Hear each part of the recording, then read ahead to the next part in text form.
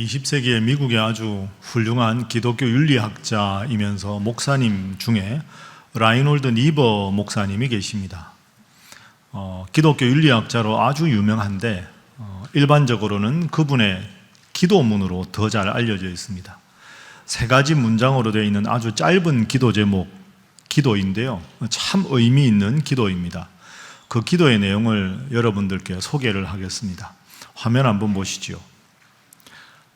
하나님, 우리가 변화시킬 수 없는 일에 대해서는 그 일을 받아들일 수 있는 마음의 평안을 허락하시고, 우리가 변화시킬 수 있는 일에 대해서는 그 일을 변화시킬 수 있는 용기를 허락하시며, 그리고 이 2가지의 차이를 분별할 수 있는 지혜를 허락하여 주소서 하는 기도입니다. 쉽게 말하면 이런 거죠. 우리가 시시각각으로 변하는 환경 속에 있는데, 이 환경은 내가 힘들어도 받아들여야 되는 환경이면 그 환경을 그대로 수용할 수 있는 마음의 평안을 주시고, 이 환경은 힘들고 어려워도 반드시 극복해야 되는 상황이면 극복할 수 있는 용기를 더해 주시고, 그리고 이 일이 수용해야 될 일인지 극복해야 될 일인지 환경을 바라보면서 이 2가지를 분별할 수 있는 지혜를 허락해 주십시오 라는 기도입니다.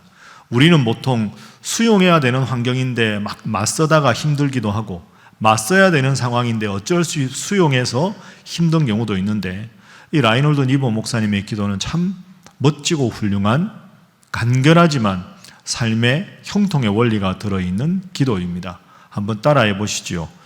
수용하는 평안, 맞서는 용기, 분별하는 지혜. 그렇습니다. 그죠? 환경을 그대로 수용하는 평안과 맞서는 용기와 이 2 사이를 분별할 수 있는 지혜입니다.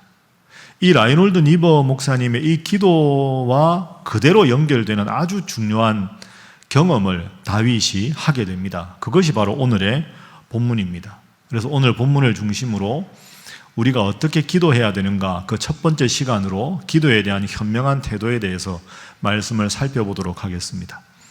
우선 오늘 본문이 좀 생소하신 분들이 있을 텐데요. 본문의 배경을 제가 잠시 일러드리겠습니다. 다윗이 왕이 되었습니다. 왕이 되고 주위의 외적들도 어느 정도 다 진압을 하고, 그 다음에 국가적인 내부적인 상황도 어느 정도 수습이 돼서 다윗 왕국이 안정기에 접어들었습니다. 그런데 이웃나라인 암몬 족속과 이스라엘이 전쟁을 해야 되는 상황이 되었습니다. 그래서 다윗은 전쟁터에 출정하지 않고 자신을 대신해서 요압 장군이 지휘해서 많은 부하 장수들 그리고 많은 병력들을 암몬 족속과 전쟁터에 내보냈습니다. 그리고 본인은 어처구니 없게도 낮잠을 잡니다. 마음을 좀 너무 놓은 거죠. 이제는 안심이다 생각하고, 평소 같으면 전쟁터에 나가서 선도해서 독려를 해야 되는데 전쟁터에 나가지 않고 낮잠을 잡니다. 실컷 낮잠을 자고는 다 저녁에 일어났습니다. 그런데 다윗 왕의 왕궁은 지대가 높은 곳에 있습니다. 왕궁이 지대가 높은 곳에 있는데 그 중에서 옥상에 올라가서 산책을 하다 보니까 그 아랫 동네의 집들의 마당이 있는 쪽에 속속들이 다 보이게 됩니다. 그래서 옥상에서 이렇게 저녁에 산책을 하다가 아래쪽을 보니까 웬 여인이 그 시간에 샤워를 하고 있는 겁니다. 그 여인이 다윗을 대신해서 싸움터에 있는 우리아라고 하는 부하 장수의 아내 밧세바입니다. 우연히 보게 된 거죠. 그러면 거기서 시선을 거두면 되는데 다윗이 지금 영적으로 방심한 상태입니다. 신하를 불러서 명령합니다. 저기 있는 저 여인을 왕궁으로 데려오라. 그러고는 그 여인과 더불어 동침을 합니다. 그로부터 얼마 후에 다윗 왕에게 소식이 들립니다. 밧세바가 임신을 했습니다. 다윗 왕이 깜짝 놀랐습니다. 많은 생각을 했겠죠. 큰일 났다.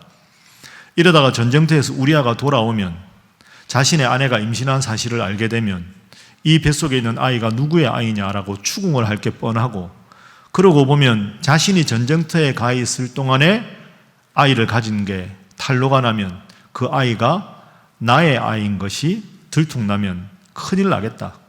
그러면 우리아가 나에게 반항을 할 것이고 온 국민들 앞에서 내가 왕의 체면이 뭐가 되겠나, 이런 생각을 하게 된 겁니다.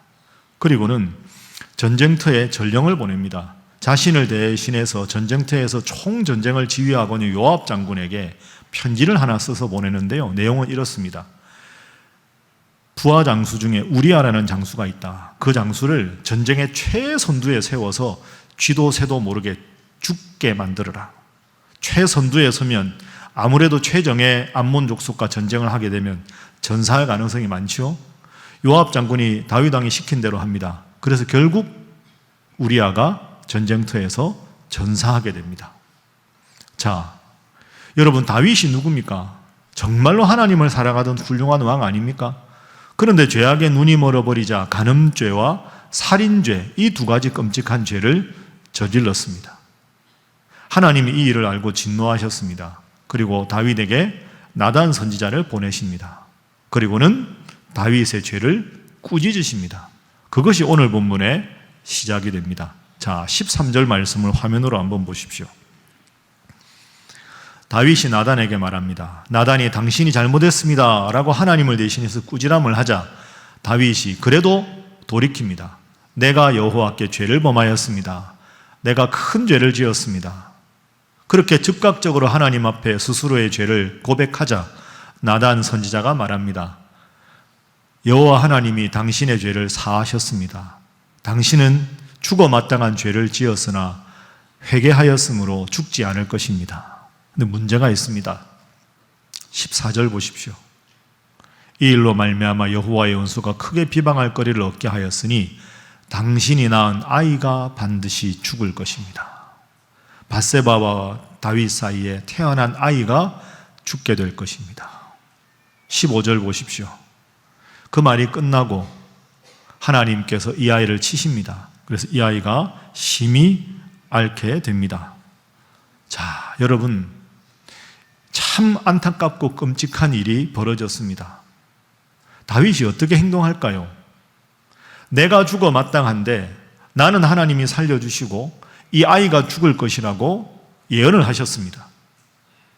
이 하나님의 지엄한 예언을 그대로 받아들이는 것이 마땅하지만 그 아이를 보면 무슨 생각이 들겠습니까? 이 아이가 무슨 죄가 있나? 이 핏덩이가 죽어야 하다니 어떻게 아버지로서 죽어가야 되는 아이를 그냥 두고만 보겠습니까? 하나님의 명령도 따라야 하고 이 아이를 위해서 살려달라고 기도도 해야 되는 참 어려운 상황에 다윗이 놓여 있습니다. 여러분에게 한번 여쭤보겠습니다. 여러분이 다윗 왕이라면 어떻게 행동하시겠습니까? 이런 상황에서. 자, 이 질문을 가지고 기도에 대한 현명한 태도를 세 가지 장면으로 나누어서 말씀의 교훈을 살펴보겠습니다. 먼저 다윗은 죽어가는 아이의 회복을 위해서 간절하게 기도했습니다. 자신이 죽어 마땅한데 하나님은 자신을 살려주셨습니다. 대신에 이 아이가 지금 심한 병에 걸렸습니다. 방금 읽은 우리가 15절 말씀을 화면으로 다시 보시면 15절에 하나님께서 이 아이를 치셔서 심히 앓는지라 라고 되어 있습니다. 이 아이가 심히 앓는지라 라는 이 단어를 성경의 다른 용례를 찾아보면 위중한 심각한 병이라고 되어 있습니다. 살아날 가능성이 없는 병입니다. 그리고 심히 앓는지다 라는 표현이 원문으로 보면 수동태로 되어 있습니다. 그 말은 하나님이 이 아이를 지금 심하게 치셨다 이런 뜻입니다. 이 아이가 점점 죽어갑니다. 죽어가는 그 아이를 보면서 다윗이 어떻게 행동했느냐. 자, 16절 한번 보시죠. 16절을 우리 함께 한번 읽어보겠습니다. 시작. 다윗이 그 아이를 위하여 하나님께 간구하되 다윗이 금식하고 안에 들어가서 밤새도록 땅에 엎드렸으니 아멘. 다윗이 그 아이를 위해서 하나님 앞에 간절하게 기도합니다. 금식하고 안에 국사를 돌보지 않고 골방에 들어가서 밤새도록 땅에 엎드려서 하나님 이 아이를 살려주십시오 라고 기도합니다. 얼핏 보면 이 아이가 죽을 것이라고 했는데 하나님 앞에 살려달라고 하는 것이 하나님의 뜻에 대한 반항이 아닌가? 여러분, 그게 아닙니다. 만약에 다윗이 이 아이를 치신 하나님께 대해서 원망하고 불평하는 마음이 있었다면 다윗은 기도 안 했을 겁니다. 대신에 이렇게 했겠죠. 여봐라, 온 이스라엘 인근 나라에 용하다는 모든 의원을 모아라. 그리고 이 아이를 어떻게 하든 살려내라. 어떤 약을 써도 좋으니 얼마의 경비가 들어도 좋으니 이 아이를 살려라. 분명히 그랬을 겁니다. 하나님 앞에 반항하는 마음이 있었다면. 근데 다윗은 왕의 권력으로 그 일이 가능하지만 일체의 그런 방법을 사용하지 않았습니다. 오직 골방에 가서 금식하고 땅에 엎드려서 하나님 앞에 기도했습니다. 하나님, 이 아이가 죽어갑니다. 하나님 뜻이 이 아이가 죽는 것이라는 것도 알고 있습니다. 그런데 하나님, 제발 이 아이를 살려주십시오. 이 아이가 무슨 잘못이 있습니까? 잘못은 제가 했는데 왜 이 아이가 죽어야 합니까? 하나님, 긍휼을 베푸십시오. 자비를 베푸십시오. 제발 이 아이를 살려주십시오. 하나님, 하나님의 마음을 거두어 주십시오. 하고 하나님 앞에 간절하게 기도했습니다. 여러분, 우리가 이런 상황에 처할 때가 있습니다. 이럴 수도 없고 저럴 수도 없고 참 어려울 때, 여기서 우리가 다윗에게 분명히 배워야 합니다. 다윗은 왕이지만 왕의 권력을 의지하지 않았습니다. 세상적인 방법을 사용할 수 있지만 사용하지 않았고 제일 먼저 한 일이 하나님 앞에 기도한 일입니다. 제일 먼저 하나님 앞에 무릎 꿇고 기도했다는 점을 우리는 배워야 합니다. 여러분도 저도 살다가 참 인생에 어려울 때, 난관에 부딪힐 때가 있습니다. 그럴 때마다 나에게 조언을 해줄 누군가를 찾고 내가 먼저 병원에 가고 약국에 가서 약을 짓기 전에 내 어려움을 놓고 다윗처럼 맨 먼저 하나님 앞에 나가서 기도할 수 있는 여러분 되시기를 주님 이름으로 부탁합니다. 그것이 다윗에게 배워야 할 점입니다. 그러나 여러분, 오해하지 마십시오. 몸이 아프십니까? 큰 병에 걸렸습니까? 하나님 앞에 기도하십시오. 기도한 다음에 병원도 가십시오. 약국도 가셔야 합니다. 가끔 극단적으로 신앙생활 잘못하는 분 중에 기도하면 모든 게 다 가능하다고 해서 병에 걸렸는데 병원도 가지 않고 약국도 찾지 않고 기도만 하겠다. 여러분, 그게 신앙이 좋은 게 아닙니다. 의학 기술을 발전시키신 분도 하나님이시고 좋은 약을 조제하도록 하신 분도 하나님이십니다. 기도하고 여러분이 찾을 수 있는 모든 방법을 총동원해서 해결하는 것이 지혜로운 겁니다. 중요한 건 기도하지 않고 세상적인 방법만 찾는 것이 문제인 것이지, 하나님 앞에 기도하고 여러분이 할 수 있는 지혜로운 방법을 강구하는 일은 매우 좋은 일입니다. 다윗이 왕이었지만 제일 먼저 하나님 앞에 무릎 꿇고 기도한 것처럼 여러분의 인생에 크고 작은 문제가 여러분을 힘들게 할 때, 어렵게 할 때마다 제일 먼저 하나님 앞에 기도하고 하나님을 통해서 주신 지혜로 모든 문제를 해결하는 여러분 되시기를 주님 이름으로 간절히 부탁합니다. 옆에 계신 분들과 우리 이렇게 인사하겠습니다. 제일 먼저 기도하시기 바랍니다. 한 번 더 할까요? 꼭 그렇게 하시기 바랍니다. 결과가 어떻게 되었을까요? 이렇게 간절하게 기도했는데, 여러분, 우리도 기도했을 때 우리 뜻대로 하나님이 응답해 주실 때도 있는데 안타깝게도 기도의 결과가 우리가 기대한 것과는 다른 방향으로 전개될 때가 있습니다. 오늘 본문의 다윗이 그런 경험을 합니다. 그렇게 열심히 금식하며 기도했는데 이 아이가 안타깝게도 죽게 됩니다. 자, 18절 앞부분을 한번 보십시오. 이래 만에 그 아이가 죽으니라. 태어난 지 얼마 안 된 아이가 병에 걸린 지 일주일 만에 죽게 되었습니다. 그 다음 보십시오. 다윗의 신하들이 크게 걱정합니다. 야, 이거 아이가 죽은 걸 어떻게 왕에게 말할까? 살았을 때도 그렇게 왕이 걱정을 했는데 이 아이가 죽었다는 것을 어떻게 왕에게 아뢰을 수 있으랴? 왕이 상심하시리로다. 상심한다 하는 말은 크게 절망한다 하는 뜻입니다. 그리고 그 당시에 상심한다 하는 표현은 자해한다 하는 표현과 같은 표현입니다. 그러니까 지금 신하들이 걱정하는 건 이 아이가 죽은 것도 안타깝지만 이 아이가 죽지 않게 해달라고 왕이 정사도 돌보지 않고 일주일간 금식하며 기도했는데 막상 이 아이가 죽게 되면 왕이 더 괴로워해서 왕이 스스로의 몸을 해하지는 않을까? 그걸 지금 두려워하는 겁니다. 그런데 이제 신하들이 이렇게 웅성웅성하면서 수근수근 했겠죠. 그걸 다윗이 듣습니다. 19절 한번 보십시오. 다윗이 그의 신하들이 서로 수군거리는 것을 보고 그 아이가 죽은 줄을 다윗이 깨달았다. 어쨌든 안타깝게도 이 아이는 이제 죽었습니다. 정말로 가슴 아픈 일입니다. 참 이럴 때 어렵습니다. 여러분 간절히 기도했는데 하나님이 응답해 주지 않으셨을 때,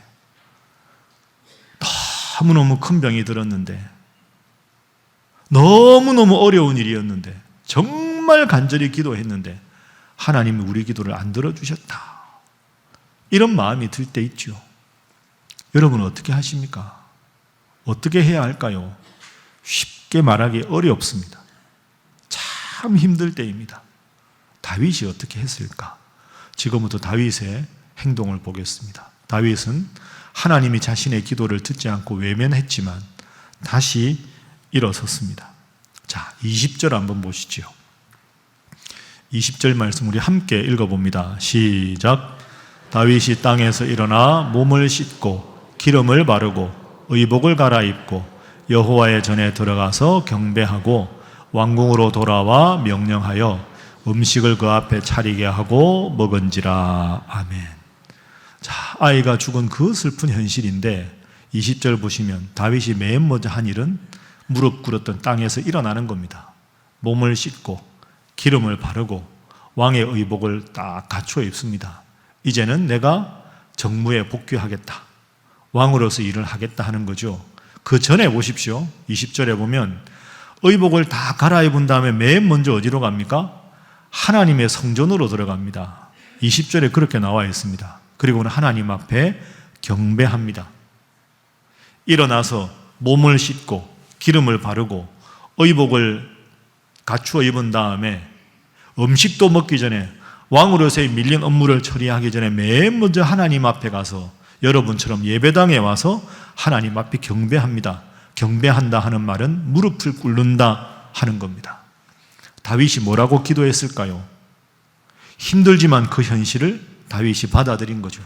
하나님, 제가 간절히 기도했는데 하나님 제 기도를 듣지 않으셨습니다. 그래도 제가 지금은 힘들지만 하나님께서 또 다른 계획이 있을 줄 알고 하나님 앞에 먼저 기도합니다. 기도하고 돌아가서 음식을 먹기 시작합니다. 여러분, 거듭 말씀드리지만 이것이 쉬운 일이 아닙니다. 너무나도 어려운 일입니다. 누군가를 가볍게 위로하기도 참 어려운 그런 상황입니다. 왕의 이런 모습을 보고는 깜짝 놀랐습니다. 신하들이 너무너무 힘들어하면서 다윗 왕에게 질문합니다. 자, 21절 한번 보시죠. 그의 신하들이 그 다윗 왕에게 이르되, 왕이시여, 아이가 살았을 때는 그를 위하여 금식하고 우시더니 아이가 죽은 후에는 일어나서 잡수시니 이 일이 어찌 된 일입니까? 어떻게 이러실 수가 있습니까? 다윗 왕의 대답을 보십시오. 22절, 23절입니다. 22절 말씀 보시죠. 이르되 아이가 살았을 때 내가 금식하고 울었던 이유는 혹시 여호와 하나님이 나를 불쌍히 여기셔서 이 아이를 다시 살려주실지 누가 알까 하는 막연한 기대감 때문에 내가 그렇게 기도했다. 그런데 이어지는 23절 보십시오. 그런데 지금은 안타깝게도 이 아이가 죽었으니 내가 어찌 금식하겠느냐? 돌이킬 수 없는 일이다. 내가 다시 이 아이를 돌아오게 할 수는 없는 일이 아니냐? 나는 이제 나이가 들어 그에게로 가서 천국에서 그 아이를 보겠지만 안타깝게도 이 사랑스러운 이 아이는 내게로 돌아올 수 없으니 나는 하나님 믿고 저 천국에서 내 사랑하는 아들을 재회할 그날을 기다리겠다. 이것이 다윗의 대답입니다. 여러분, 참 다윗이 대단한 사람이죠. 일면 여러분 너무 냉정하다, 너무 차갑다 이런 생각 드십니까? 다시 생각해 보십시오. 사람이 냉정한 것과 현실을 정확하게 직시하는 것은 다른 차원입니다. 무섭지만 정확한 다윗의 표현을 보십시오. 이 아이는 내게로 다시 돌아올 수 없다. 내가 그 아이를 천국에서 다시 보기 위해서는 내가 하나님을 잘 믿어 그 아이를 다시 재회하겠다. 차가운 것 같지만 가장 정확한 현실에 대한 대책입니다. 다윗이 훌륭한 사람이지요. 정말로 위대한 믿음입니다. 예 하나님, 그래도 예 하나님, 그러나 저는 하나님을 믿겠습니다 하는 다윗의 결단입니다. 그 결단으로 마음을 딱 다짐하고 나니까 한 사람이 다윗의 눈에 들어옵니다. 누구일까요? 나보다 지금 이 현실을 더 힘들어하는 또 한 사람, 누굴까요? 밧세바입니다. 아이 잃은 엄마가 얼마나 슬플까? 그 밧세바에게 다가갑니다. 24절 보시죠. 다윗이 그의 아내 밧세바를 위로하였다. 여러분, 이 24절의 시작이 그의 아내 밧세바입니다. 지금까지는 우리아의 아내 밧세바였습니다. 다윗이 바꾸죠. 나의 아내 밧세바다. 너는 나의 아내다. 내가 너를 책임지겠다. 하리고는 그 여인을 안아줍니다. 그리고는 그에게 들어와 그와 동침했습니다. 그래서 아들을 낳았죠. 그 아이의 이름이 누굽니까?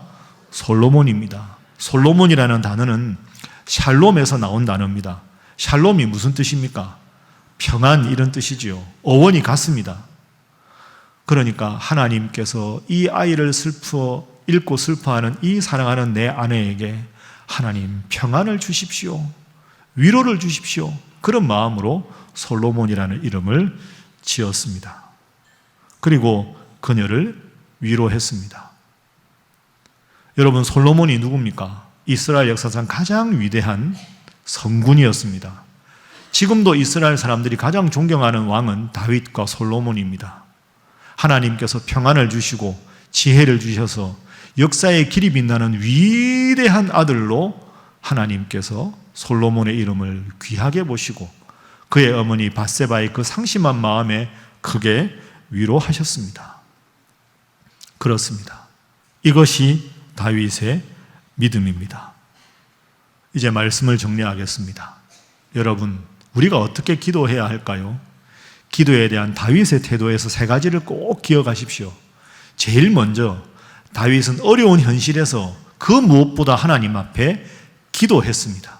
여러분들도 때로 어려운 일이 있을 때 인간적이고 세상적인 방법을 취하기 전에 맨 먼저 기도할 수 있는 여러분 되시기를 주님 이름으로 축복합니다. 두 번째로, 하나님께서 그 어려움을 해결해 주시면 감사하겠지만 그 결과가 여러분이 계획하고 소원한 대로 되지 않았다 하더라도 다윗처럼 너무 상심하지 마시고 다시 하나님께로 돌아오십시오. 마음을 추스리시고 하나님께 돌아오십시오. 그러면 우리 하나님께서는 그 상처받은 마음을 솔로몬을 통해 새롭게 위로하시고 새로운 평안을 주신 것처럼 여러분의 마음에도 평안을 주실 줄로 믿습니다. 제가 오늘 설교를 시작할 때 라이놀드 니버 목사님의 기도문으로 시작했습니다. 그 기도문 다시 한번 화면으로 보십시오. 앞 문장이죠. 하나님, 우리가 변화시킬 수 없는 일에 대해서는 그 일을 받아들일 수 있는 마음의 평안을 허락하시고, 저것이 오늘 다윗이 보여준 귀한 믿음의 태도였습니다. 그리고 여러분이 변화시킬 수 있는 일에 대해서는 그 일을 변화시킬 수 있는 용기를 달라고 기도하시고 이 두 사이를 잘 분별할 수 있는 지혜를 달라고 기도하셔서 항상 하나님의 뜻에 맞추어 하나님께서 여러분의 인생을 살아주심으로 여러분의 힘들고 어려운 편에서 하나님께서 위로도 주시고 평안도 주시고 기쁨도 주셔서 주님 믿는 은혜가 여러분의 삶에 충만한 신일의 모든 성도들이 되시기를 주님 이름으로 축복합니다.